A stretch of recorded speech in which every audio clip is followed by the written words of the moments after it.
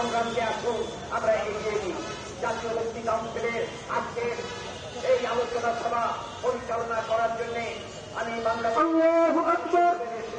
কেন্দ্রীয় কমিটির সভাপতি এবং পরিষদের সদস্য হিন্দু সরকার জনগণের হাতে ক্ষমতা জেনে রাজ্যের সংগ্রাম, এই সংগ্রামকে আসুন আমরা।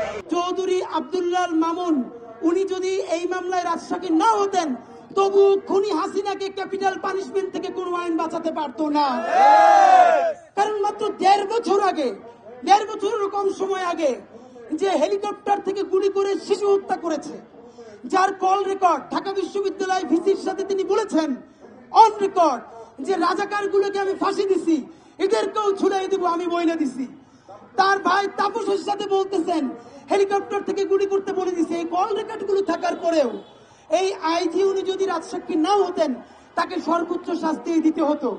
এরপরেও তিনি যেহেতু রাষ্ট্রের আইনি কাঠামোকে সহযোগিতা করেছেন, তার ক্যাপিটাল পানিশমেন্টের পরিবর্তে তাকে যাবজ্জীবন দেওয়া যেত, অন্তত তাকে যাবজ্জীবনটা দেওয়া যেত।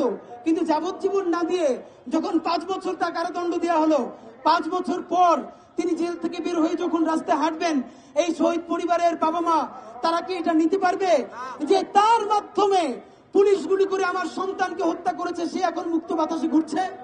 সুতরাং আমরা ইনকিলাব মঞ্চ চিন্তা করছি শহীদ পরিবার সবাইকে নিয়ে যদি আইন কভার করে, আজকে এখানে প্রোগ্রাম শেষ করেই আমরা বিজ্ঞ অনেকজন আইনজীবীর সাথে ইতিমধ্যে কথা বলেছি, আমরা তাদের সাথে বসবো এবং এই পুরো ভার্ডিক্টটা যখন প্রকাশিত হবে, আইন যদি কভার করে আমরা তাহলে এই আইনটাকে চ্যালেঞ্জ করে, এই রায়টাকে চ্যালেঞ্জ করে আমরা সুপ্রিম কোর্টে অ্যাপিল করবার চিন্তা ভাবনা করছি।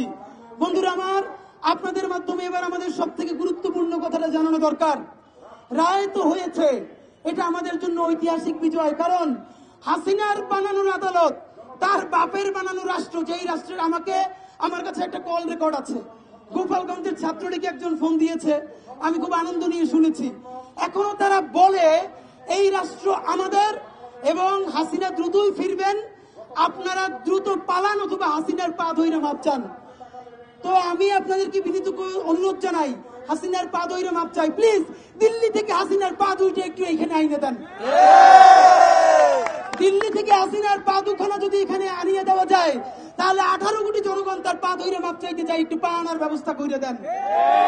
দেখেন এখন পর্যন্ত কোন অনুতাপ বোধ না। আওয়ামী লীগের ভাই বন্ধুরা যারা আপনারা ছোট আওয়ামী লীগ গণহত্যা করেন নাই, শুধু শুধু এখনো মনে করেন হাসিনা ফিরবে, আপনাদের হাতে পায়ে ধরে বলি ভাইরা, সে গণ কেস, এই শহীদ পরিবাররা বাইচে থাকতে হাসিনা নামে বাংলাদেশে আর কেউ ফেরত আসবে না।